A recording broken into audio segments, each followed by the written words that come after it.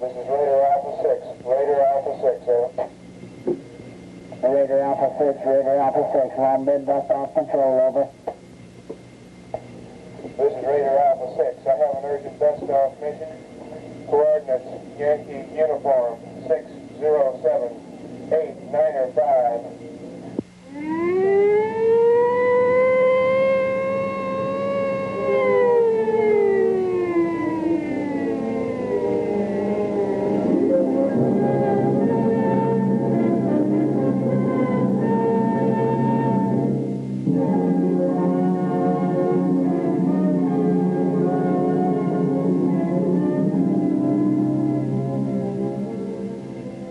Situation is insecure. You have gunship standing by. Expect LZ to be secured in 10 to 15. Is this firm, over? This is Raider Alpha 6. That's affirmative. Request that the Dustoff be brought in as soon as the area is secure. Find out if he's going to need a hoist. He's down the middle. Raider Alpha 6, long bid, over. This is Raider Alpha 6, over. This is long bid. Will you require a hoist on this mission, over? This is the Raider Alpha 6, negative, we have LZ.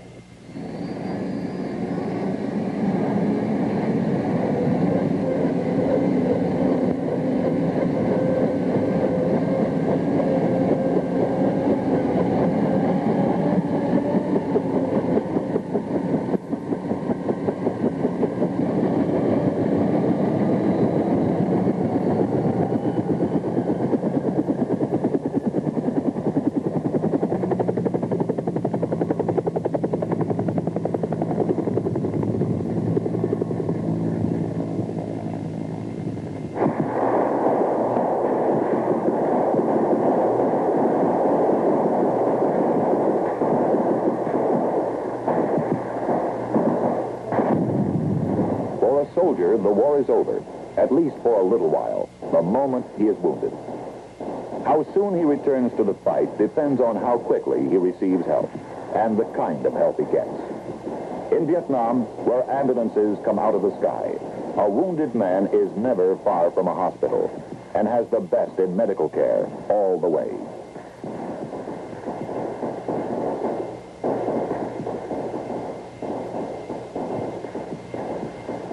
Dustoff 7-4, this is Matthew 6-5, go. That's Dustoff 7-4. We're approaching your area from the north at this time. Pop your smoke at this time. What's your recommended approach into the area, and what is your security?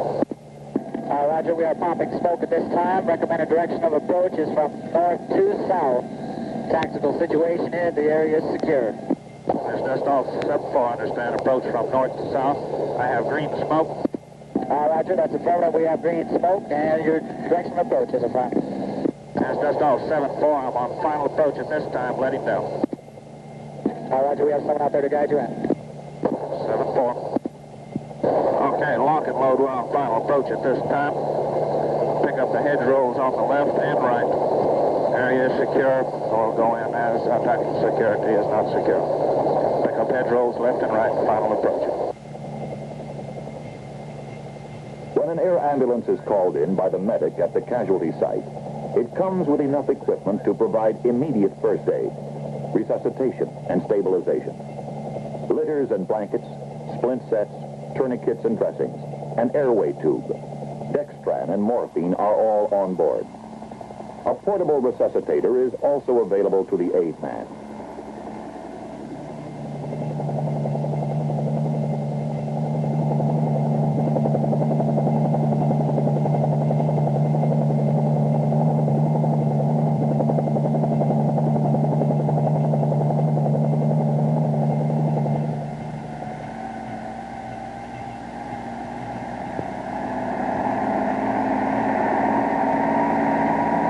Ambulance crew consists of the aircraft commander, co-pilot, crew chief, and a highly trained medical aid man.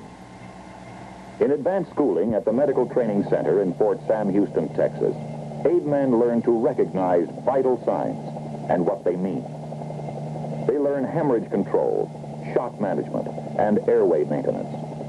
The techniques of venipuncture and parenteral fluid therapy, respiratory and cardiac resuscitation must be mastered, along with ways of caring for head, chest, and abdominal wounds. At the Medical Field Service School, also at Fort Sam Houston, air ambulance evacuation pilots receive an intensive course in emergency medical training. Based on information supplied by the aid man in flight, the aircraft commander determines the seriousness of a wound and makes the decision to go directly to a hospital or the nearest clearing station.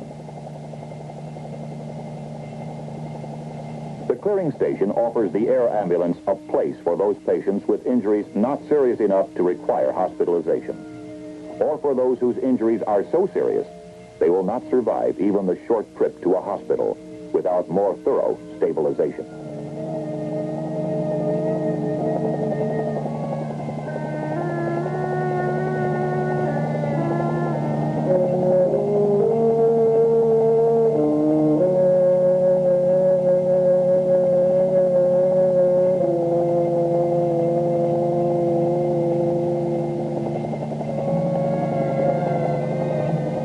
Helicopters are also used to ferry patients from the clearing stations to fixed hospitals.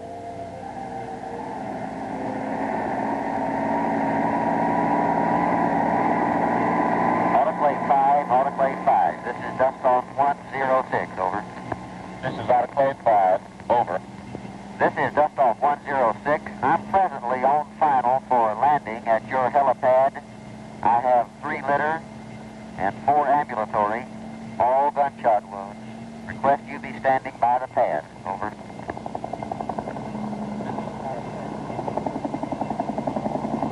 Hospitals with different specialty teams are located in close proximity to one another.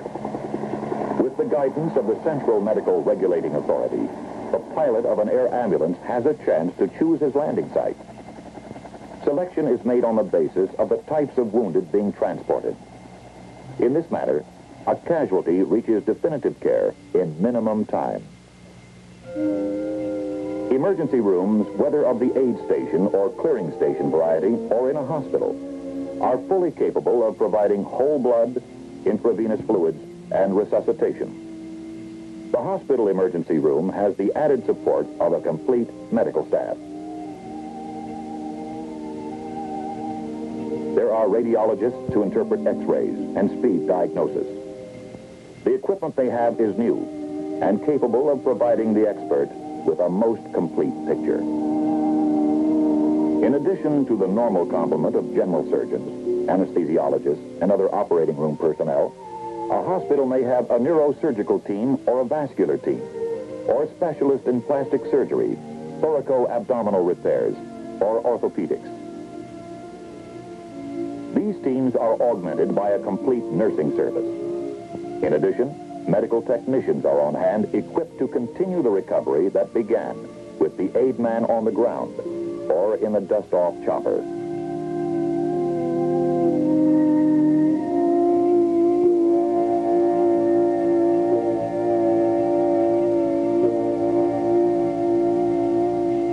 How long have you been in Vietnam? Almost 10 months. Oh, it's almost time to go home. Yes, indeed. You'll probably get evacuated, Chief. Dr. Howard, you'd like to consider this patient for evacuation. What is his name? If full convalescence can be achieved in 30 to 60 days, a man will remain in Vietnam and return to duty with his unit. If the time involved is more than 60 days, but less than 120 days, he can be evacuated to a hospital in another country, such as Japan. Where convalescence will require more than 3 months, a patient is evacuated to a hospital in the United States. Wherever he receives treatment, chances are he will get there by air. All right then, Dr. Howard. We'll approve him for evacuation, and he'll leave tomorrow to go down to Tan Son Nhut for evacuation out of Vietnam.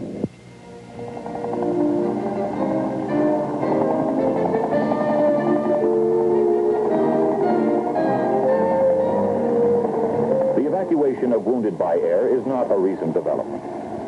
The first recorded use was in the Franco-Prussian War, when, during the siege of Paris, 160 casualties were airlifted by observation balloon.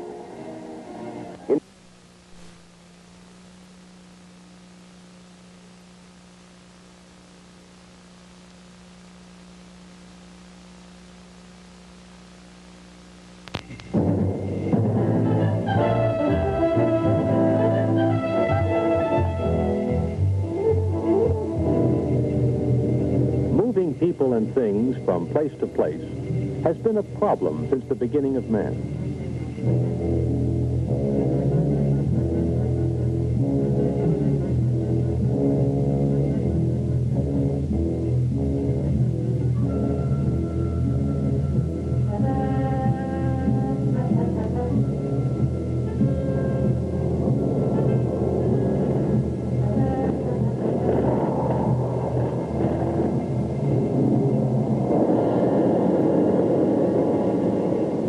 With advancing technology, it has now become possible to transport cargo halfway around the world at nearly the speed of sound.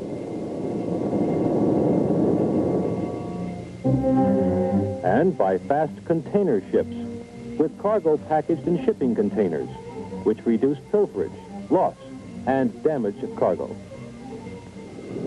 But once the cargo arrives at the distant terminal, there still remain the problems of delivery to the final user.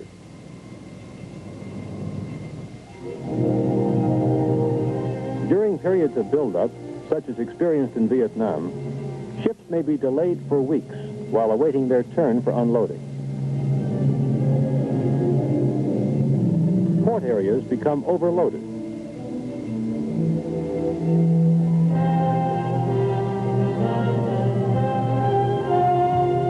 Roads cannot handle the traffic.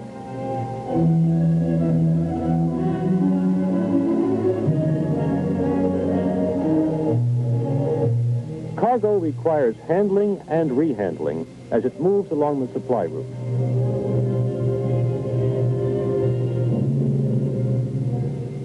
Railroads may be substandard and are easily put out by enemy action.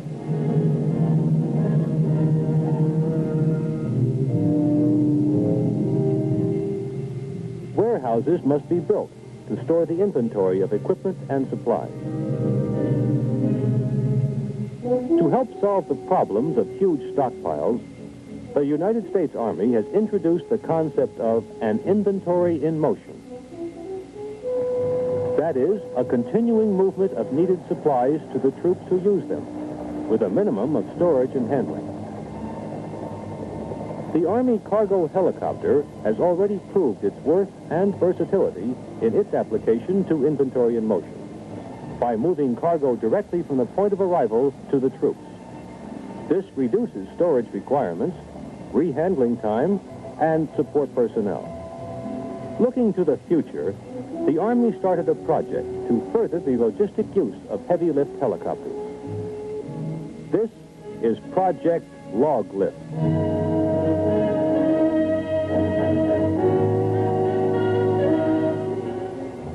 The concept of using helicopters for cargo handling is not new. As early as 1951, the idea of using helicopters to offload ships was tested. The test was successful, but the payload was limited. By 1960, the helicopter's lift capability had grown.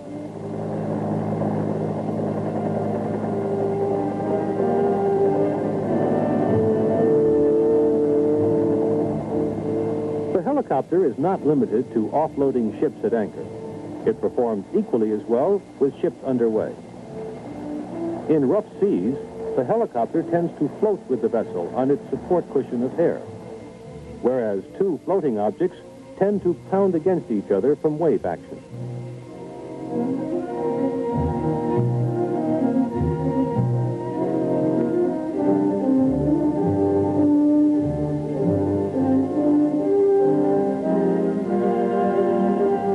In Vietnam, the helicopter payload approached 10 tons. The helicopter demonstrated as early as 1967 that it could lift 6 10-ton cargo loads per hour from a ship anchored 5 miles offshore.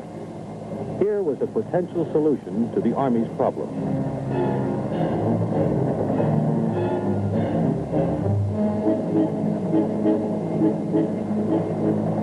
In Vietnam, however, the limited numbers of cargo helicopters had the priority assignment of direct support to combat units. This precluded extensive use for ship-to-shore operations.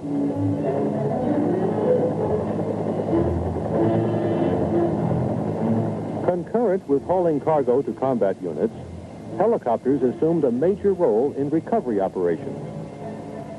Because the Vietnam War was largely an air-mobile operation, much of the recovery was of other aircraft.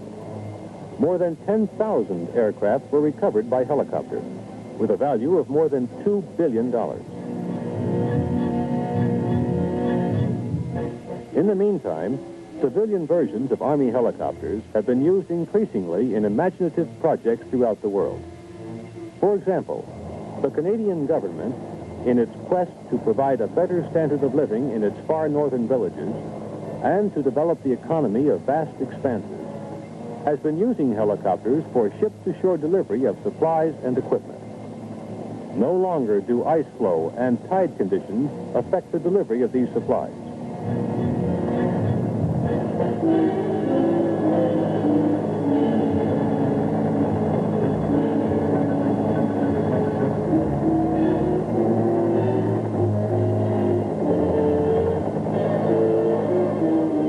Helicopters have demonstrated their ability to lift supplies from the ship to the supply yard and construction sites.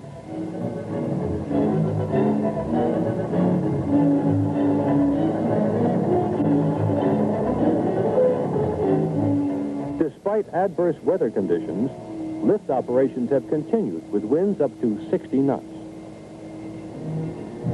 In another assignment, the Sky Crane delivered a ski lodge of modular construction to the mountains of New Jersey, reducing construction time from weeks to a few hours.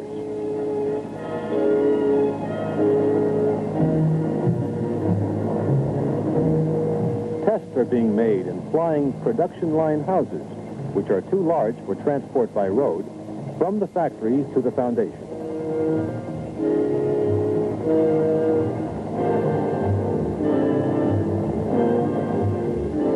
Heating and air conditioning units are being placed on rooftops not designed to support heavy lifting devices, thereby reducing construction costs.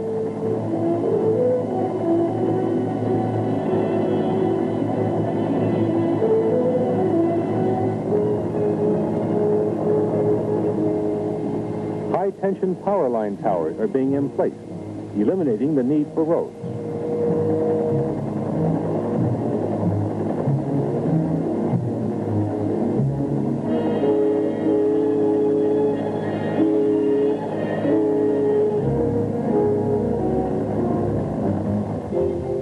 The civilian version of the Army CH-54 Sky Crane is being used for selective logging in the Northwest.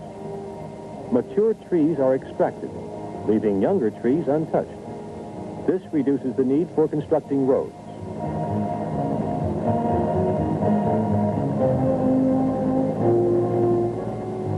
The Sky Crane has been used to haul ready-mixed concrete from trucks on shore to bridge abutment sites.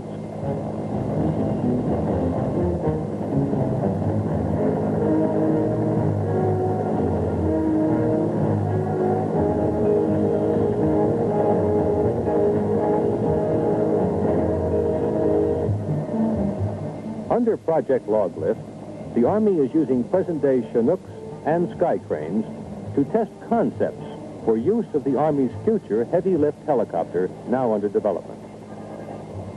The first project under Log Lift was the aviation portion of the ship-to-shore container discharge evaluation at Fort Story, Virginia, during December 1970.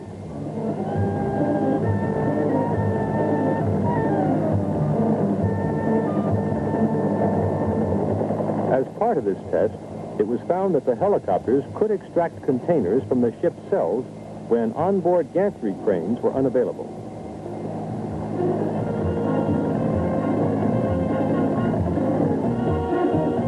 Additionally, it was found that the high winds and rough seas encountered during the first 2 days of the test had little effect on the helicopter operation.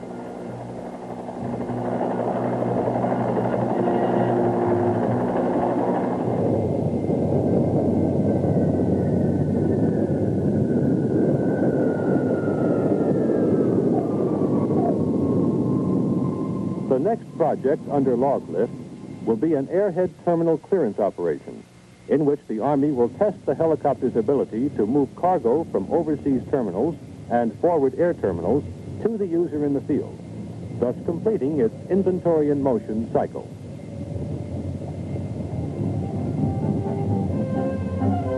Another project under log lift will be total helicopter support of a modern Army division during a field exercise.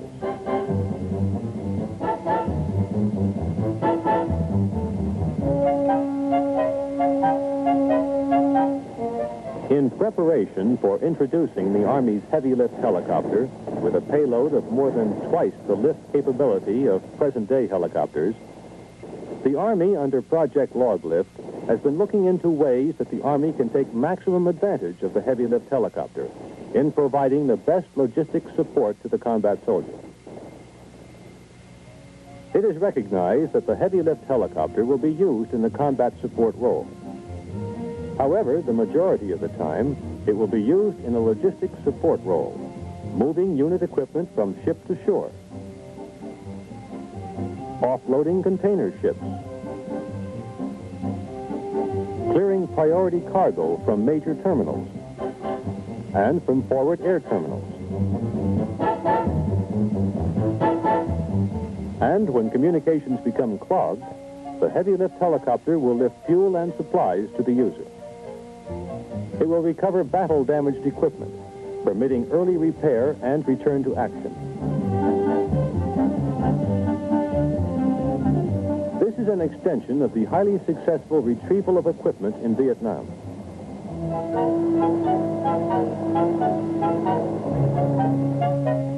In some instances, it will be more feasible to fly the maintenance teams and equipment to the forward areas.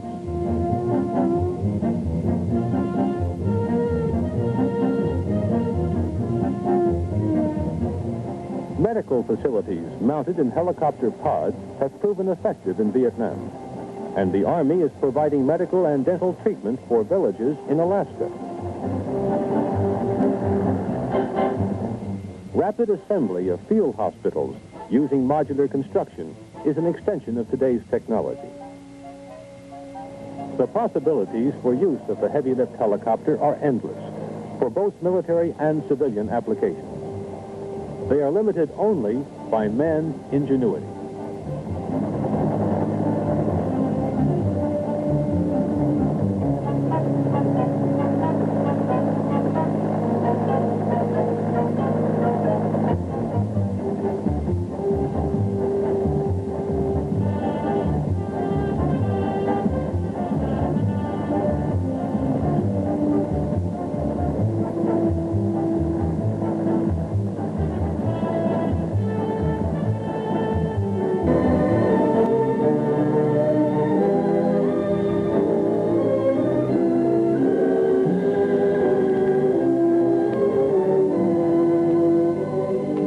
Every man who goes to sea may someday find himself in the sea. Washed overboard, capsized, in a plane that is ditched, or, like this pilot, a bailout.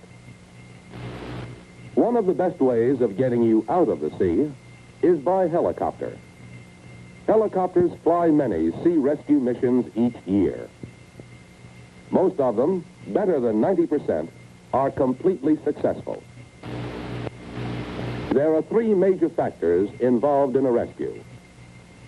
One is the skill of the helicopter pilot and his crewmen, both of whom have been specially trained in rescue techniques. The second factor is the helicopter. Its unusual flight characteristics, particularly its ability to hover over a given position, make it ideal for rescue work. The third factor is the survivor. His chances for helicopter rescue are multiplied if he is physically able to cooperate and if he knows how. And that is what you're going to see in this film. How to cooperate in your own rescue, just in case you ever find yourself in the sea.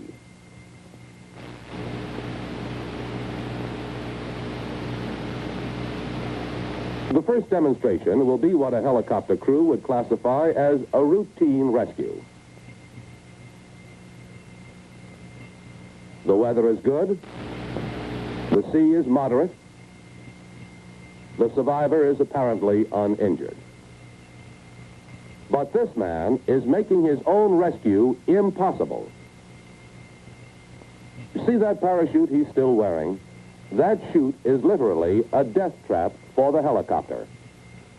If the chute gets sucked up by the rotor wash and entangles the blades, the helicopter will crash. As long as the survivor hangs on to his chute, the pilot cannot approach close enough to pick him up. The chute must be removed. There's no use shouting instructions. The helicopter is much too noisy for that. Actually, the rotor noise sounds like this. No one can make himself heard over that. The crewman is trying hand signals. They may work. Or the survivor may see the instructions painted on the fuselage. Remove your chute, mister.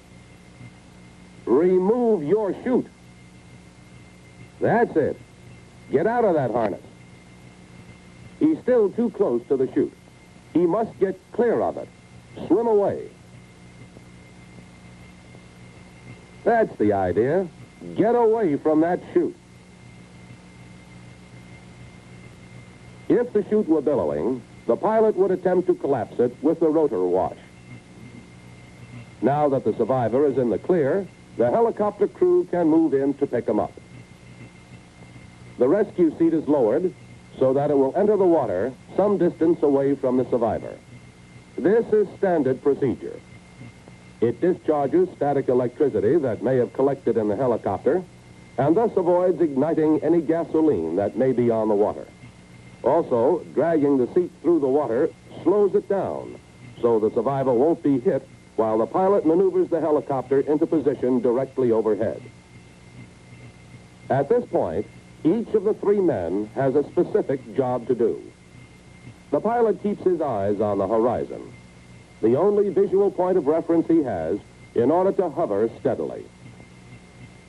The crewman acts as the pilot's extra pair of eyes, looking through the hatch to guide the pilot into position directly over the survivor. And the survivor must reach for that rescue seat, get it under him quickly, and hold on. It takes only a few seconds to hoist the survivor.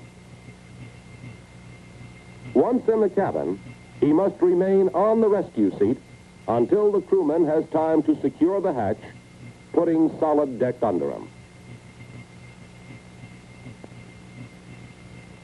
Mission accomplished. That was a routine rescue, but the parachute could have created a disaster. Here's why. A helicopter is an unusual kind of aircraft. It depends on its rotor blades for lift, lateral movement, speed, directional control. Here is one of the blades that do all the work. Long, slender, flexible, and attached to the rotor head by hinges. You can imagine how easily a parachute, whipped up by wind, can become entangled in the blades, crashing the helicopter.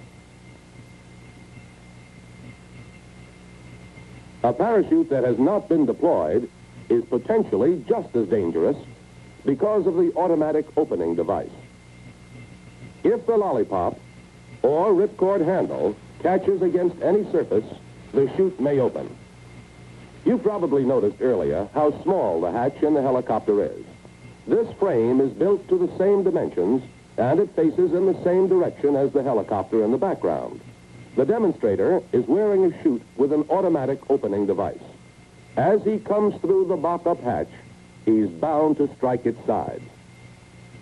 If the ripcord handle or lollipop strikes like this, the chute will open.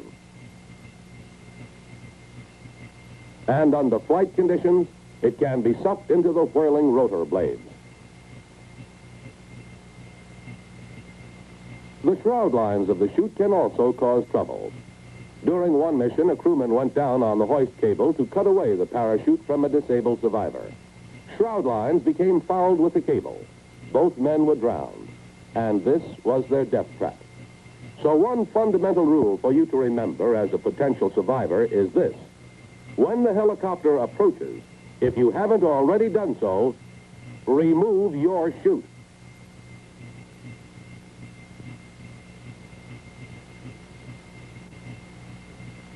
On the first rescue demonstration, the device used was the rescue seat. Essentially, the seat is a light cylinder which floats upright in the water with 3 flukes or saddles and a safety strap for securing an injured man. To get on the rescue seat, you simply mount a saddle as you would a bicycle and grab the cylinder with both arms. Even with bulky flight gear or an exposure suit, you can get on easily. When necessary, 2 men can ride the rescue seat.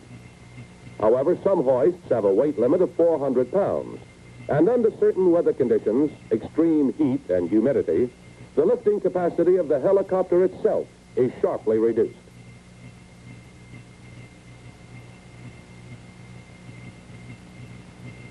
Before the development of the rescue seat, the basic helicopter rescue device was the Kapok sling. The sling floats in the water with the bight or loop up as the demonstrator is holding it. You get into it like this. First one arm, then the head, then the other arm. So the sling comes under your armpits. The rescue sling is still in use. The disadvantage is that it may be difficult for a big man in bulky gear to get into it. But if you enter the right way, one arm, then head, then the other arm, you can get it on. With the sling in place under your armpits, your weight is supported with very little effort from you.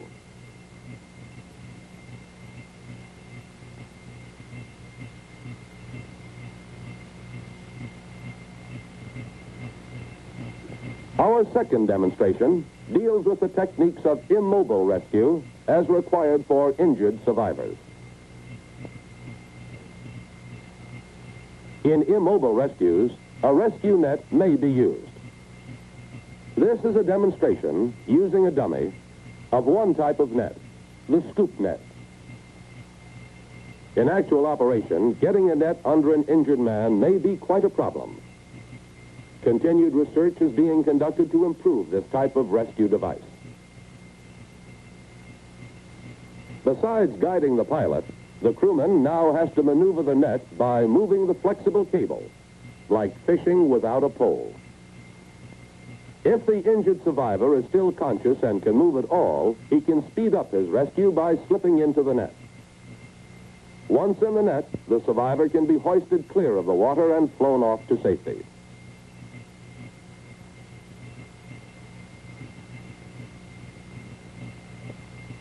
Another type of rescue net is the clam net, which is hinged to close around the survivor. The rescue problem is no different, and the procedure is just about alike for both nets.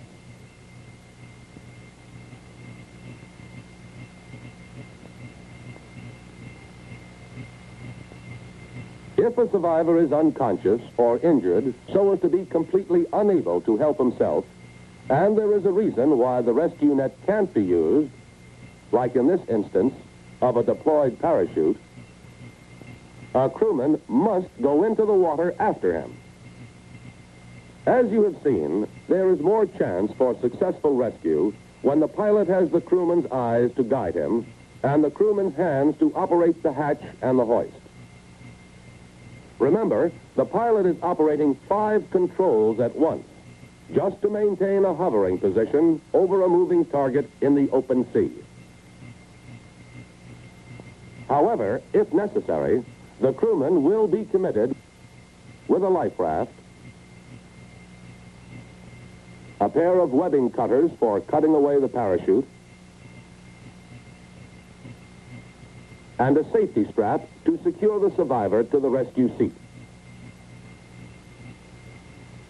With the pilot now operating the hoist control, the crewman rides the rescue seat down,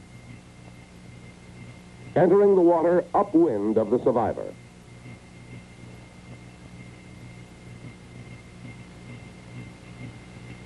raft gives the crewman a platform from which to work, and being upwind makes it easier for the crewman to paddle toward the survivor.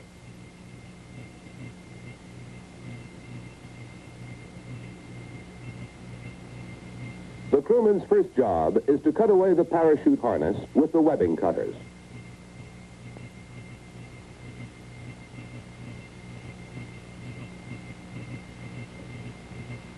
He removes the parachute from the survivor.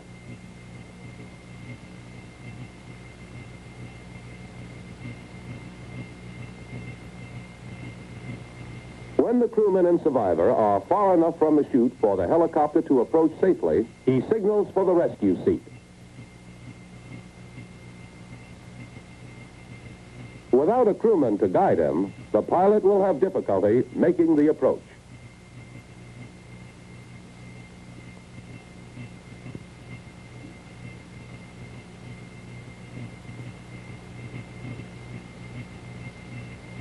Now the crewman must secure the survivor to the rescue seat with the safety strap.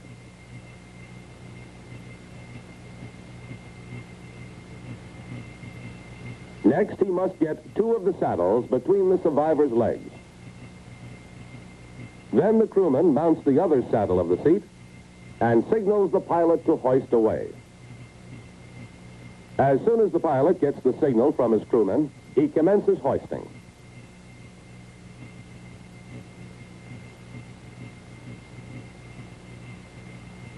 Once in the helicopter, the crewman still has work to do during the return flight home. Having been trained in artificial respiration and the treatment of exposure and shock, he is prepared to render first aid if necessary.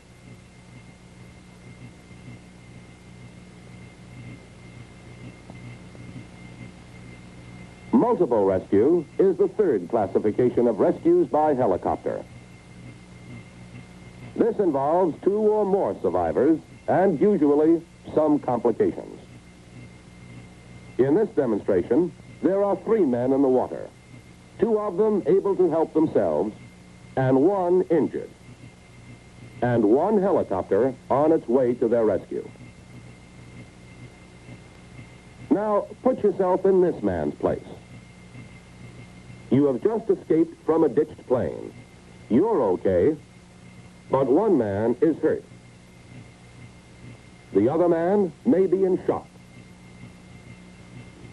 Actually, you're not too sure how you feel yourself, but you know panic is contagious and you fight it down. You see the helicopter approaching, too slowly for your comfort, but you figure you're practically saved if you can just keep your head. You remember that you must remove your parachutes, all of you. That's not easy with the injured man, but you manage it.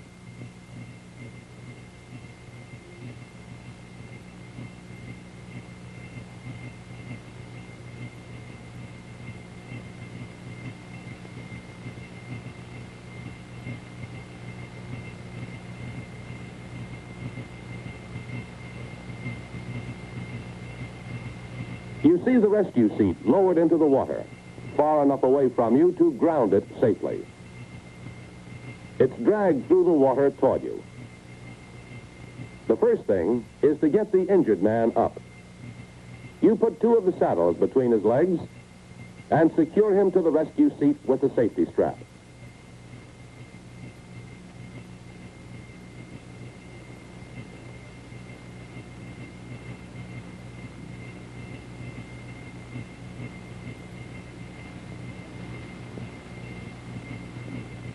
He's soon safely aboard.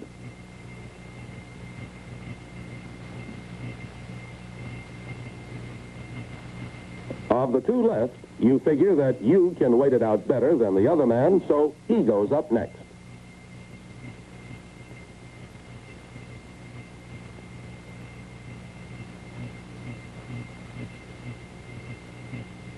That leaves only you in the water.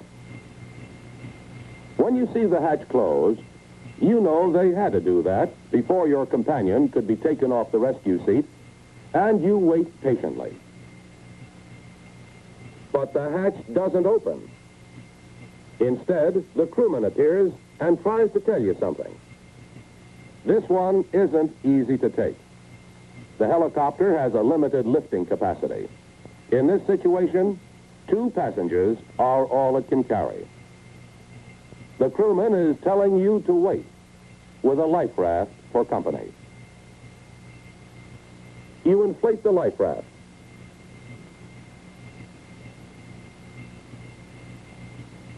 When you climb in, make sure you deploy the sea anchor. This is important, for the sea anchor will help speed your rescue by slowing down the drift of the life raft.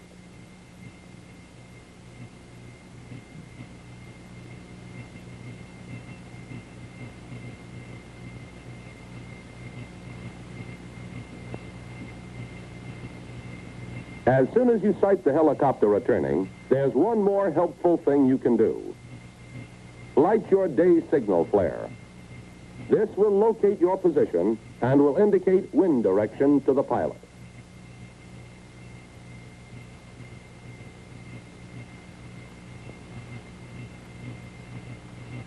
Within seconds, you're on the rescue seat and out of danger.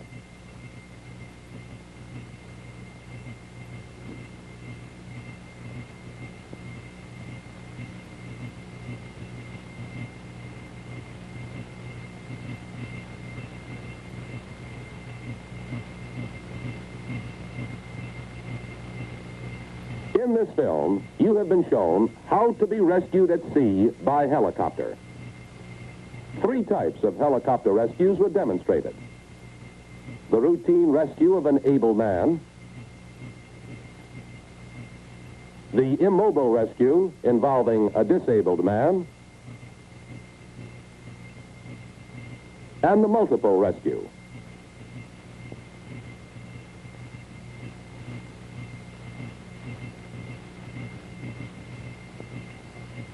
Three types of rescue devices were demonstrated. The rescue seat, the rescue sling, and the rescue net. You have seen how important the actions of the survivor are to the success of the rescue. What you know and how you use that knowledge may be the difference between life and death, your life or your death. The odds are that you will have only routine contacts with helicopters. But there is always the possibility that you will find yourself in the sea awaiting rescue. If it does happen, don't forget, the success of the rescue depends greatly on you.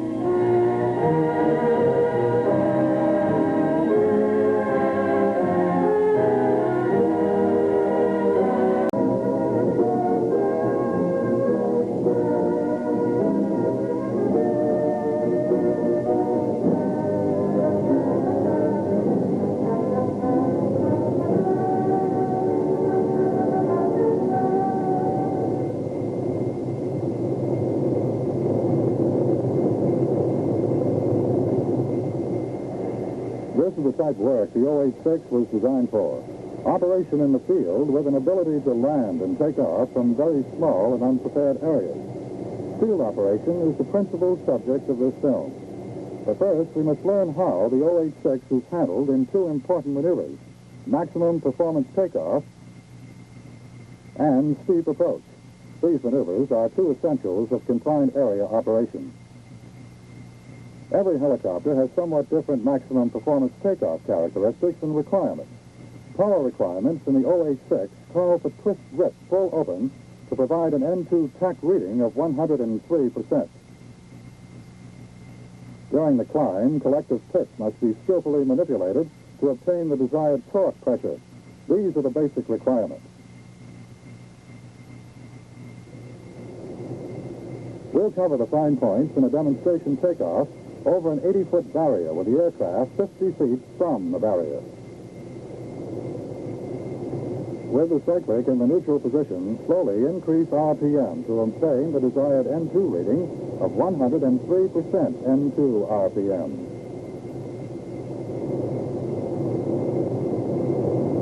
When N2 is stabilized, check the rest of the panel. Then make sure that you are clear for takeoff. Be sure to check for aircraft overhead. Apply collective slowly and smoothly. Avoid any movement along the ground. Continue to apply pitch. As the 086 becomes light on the skids and leaves the ground, adjust the cyclic to a 40-knot airspeed attitude. A constant heading is required to attain smooth ascent. Pitch must be adjusted to maintain the desired torque pressure. In training, maximum performance takeoffs are terminated at about 100 feet. In the field, you terminate as soon as the barrier is cleared by increasing airspeed and adjusting power for a normal climb.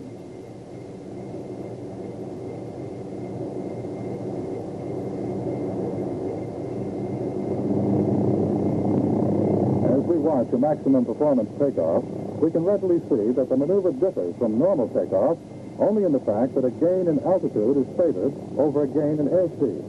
During the early phase of a max takeoff, before achieving 40 knots, you may not be able to make a safe auto-rotation in the event of engine failure. For this reason, maximum performance takeoff should be limited to absolute necessity.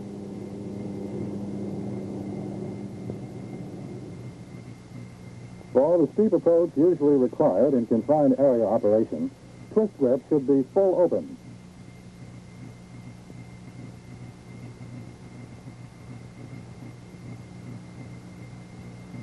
Entry during practice is from traffic pattern altitude. Approach angle is 12 to 15 degrees. And entry airspeed is 60 knots. The angle of approach is the only difference between steep approach and normal approach.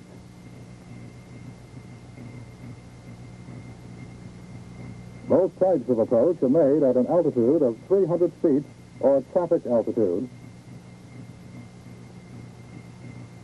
And steep approach is initiated at an angle only 4 or 5 degrees greater than normal.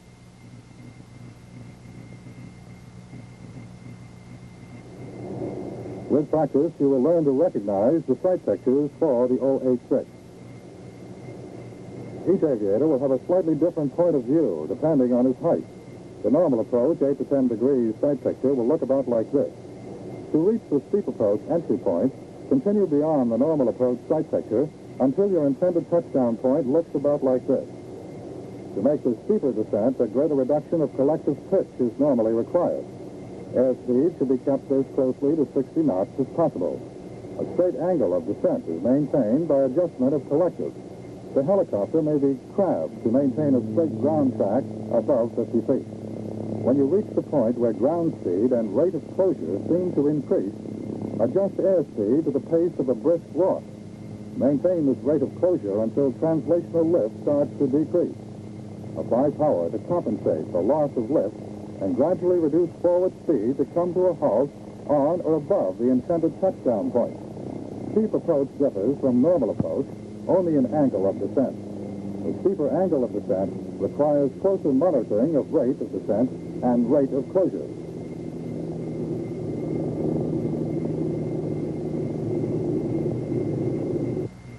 You will need proficiency in these two maneuvers before you can undertake confined area operations.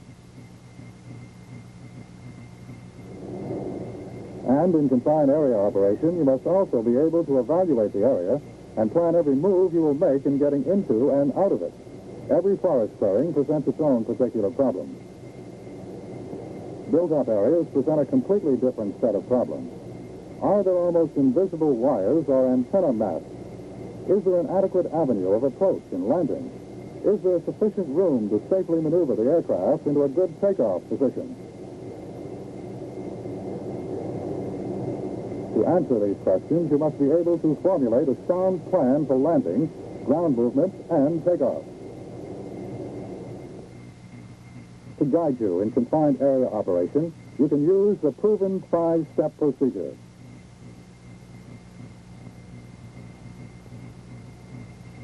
First, high reconnaissance to plan the entire landing, ground movement, and takeoff. approach according to the plan established in high reconnaissance. Then low reconnaissance to make a final decision on the suitability of the landing area. Followed by ground reconnaissance to plan ground movement and takeoff. Finally, takeoff based on your plan. This confined area procedure should not be new to you. Its value has been proven through years of use. High reconnaissance is definitely the most important of the 5 steps. During high reconnaissance, you make the key decision. You will attempt to land or you will not attempt to land. Each high reconnaissance for confined area landing is a test of your ability as a professional aviator, and each area will present you with a different problem. Let's examine this area. In a sketch, we can see its features more clearly. Most aviators would first examine the surface in which they intend to land. The surface seems to be ideal, good, level, firm sod, but it might be less ideal. It might have rocks and boulders strewn over its surface. Such obstructions would limit the usable area and make ground movement difficult. Or it might be wet and boggy, perhaps not firm enough to support your aircraft. A dry, sandy surface might cause a blowing dust problem, which would limit visibility on landing and takeoff. If the area had many shrubs or bushes, you'd have to be quite sure they weren't tall enough to interfere with your main or tail rotor. None of these surfaces make landing impossible, but they all must be evaluated carefully as you make your landing and takeoff plan. You'll seldom find a completely desirable area like this. There will almost always be a bad feature, like a large tree in the center of the area.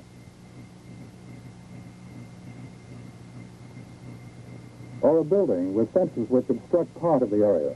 Buildings are a clue to another obstruction, wires. Overhead wires are difficult to see.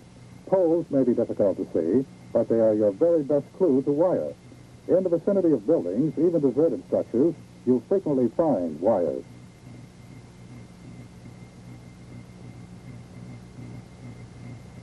When you've decided that the landing area is clear enough, solid enough, and level enough to land on, you still have the question of how you will land and take off.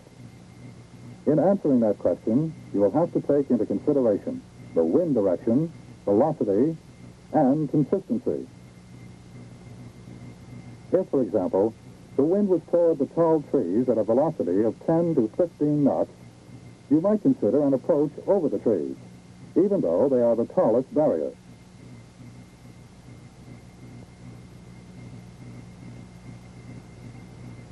Or you might consider an approach quartering into the wind to gain part of its advantage.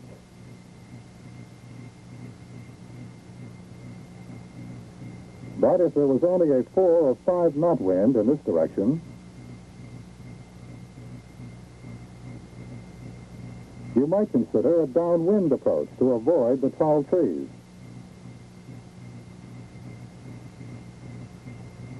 Possibly you could use a crosswind approach, since the wind's velocity is not sufficient to be either a help or a hindrance.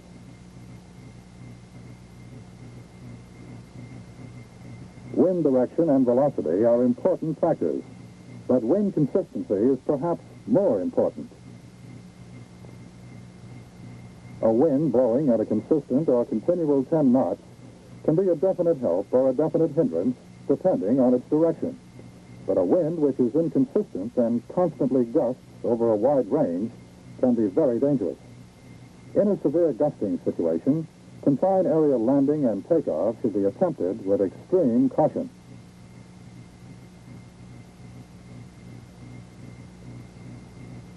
Suppose, for example, you are riding a 20-knot headwind on takeoff, but the wind drops to almost calm.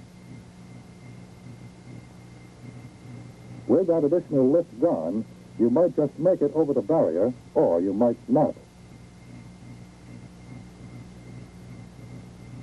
An inconsistent wind is worse than no wind at all, or even a mild tailwind in confined area work.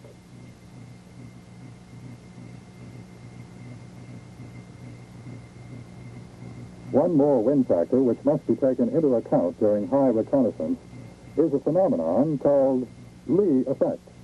Lee effect could be a problem in this landing area if the wind were in this direction over the tall trees. Out from the dense tree barrier is a wide area which is in the lee of the wind.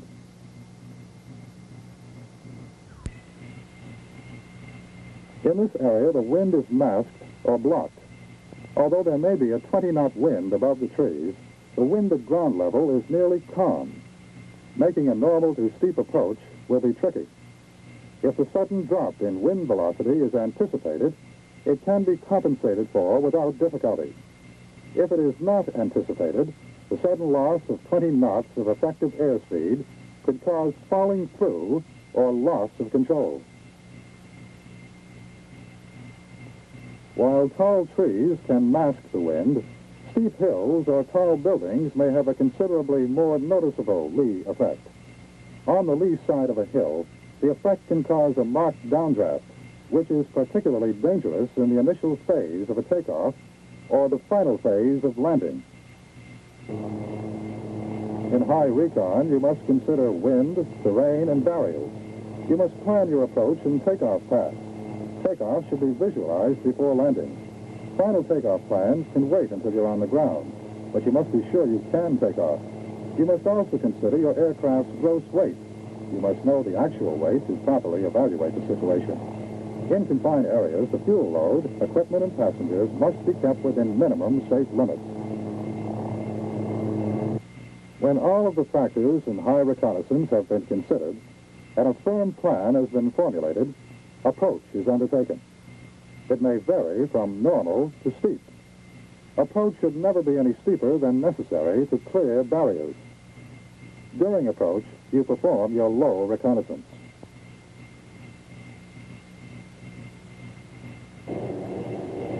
Low reconnaissance starts as soon as you are able to clearly see the landing site. It continues until you are assured that you can land according to your previously made plan. If at any time during the approach you are in doubt that you will land successfully, don't wait to find out. Make a go-around. If high recon has been well executed, low recon should give you no surprises. Touchdown should be smooth and right on the previously planned start. The next step is ground reconnaissance, and it should be performed as soon as possible after landing. Especially in combat, you must be familiar with the area you are occupying. To make a proper ground reconnaissance, it may be necessary to move around on foot. However, with an aircraft as small as the OH-6, it is usually possible to adequately survey the area and plan ground movement without leaving the cockpit.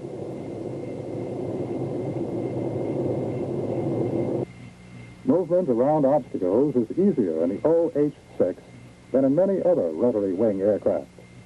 The rotor diameter is only 26 feet 4 inches, and the tail boom and rotor only extends beyond the rotor disc approximately 4 feet. This short extension of the tail rotor beyond the rotor disc makes close quarters turning a fairly safe and simple undertaking.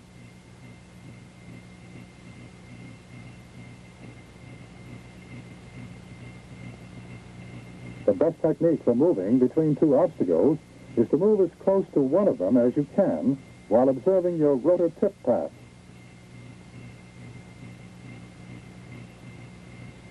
Next, you pivot the helicopter around the tail rotor. The tail rotor does not move its position over the ground, so there is no danger of it hitting an obstacle.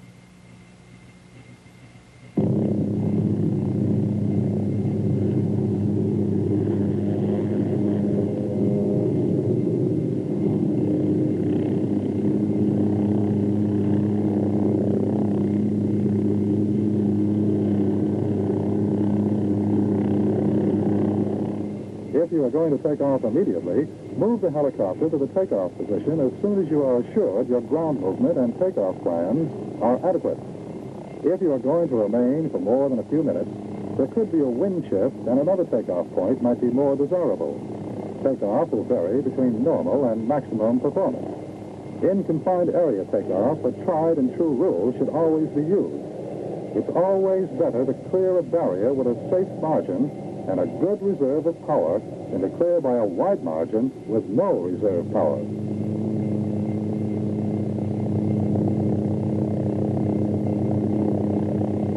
Here is another type of advanced drying which will test your skill: pinnacle and ridgeline operation. First, let's define pinnacle and ridgeline.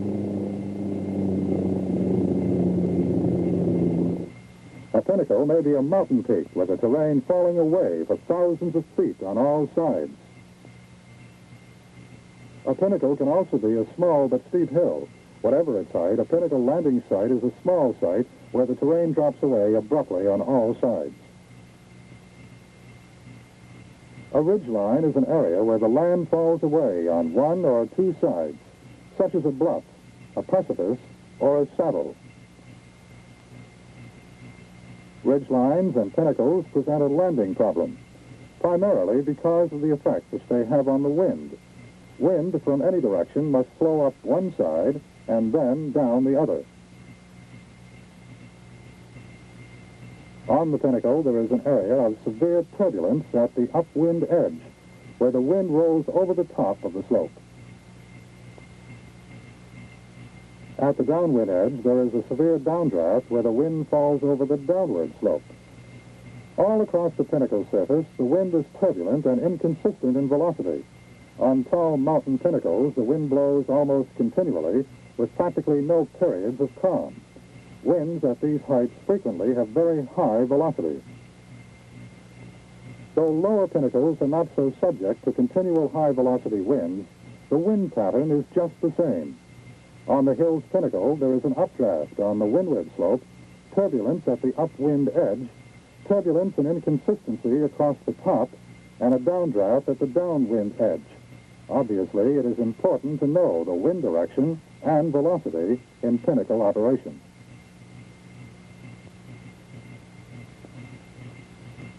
The effective wind over a ridgeline will vary with the wind's direction, but when wind is across the ridgeline, the effect is much the same as on a pinnacle. Generally, the effect is not as violent. In pinnacle and ridgeline work, it is important to learn to visualize the pattern formed by the wind so that you can avoid its violent effects. For example, you would not climb to a pinnacle or ridgeline from the downwind side. The downdraft would make flying difficult, if not dangerous.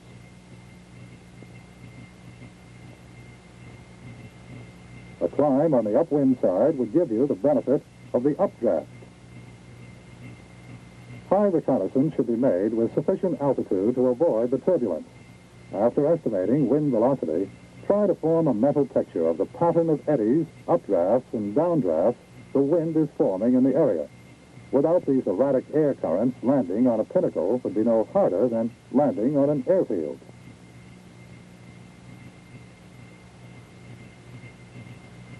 Select a landing site as far as possible from the turbulence at the upwind edge and the downdraft at the downwind edge. Angle of approach depends on existing conditions: the wind velocity, density altitude, gross weight, and availability of forced landing areas.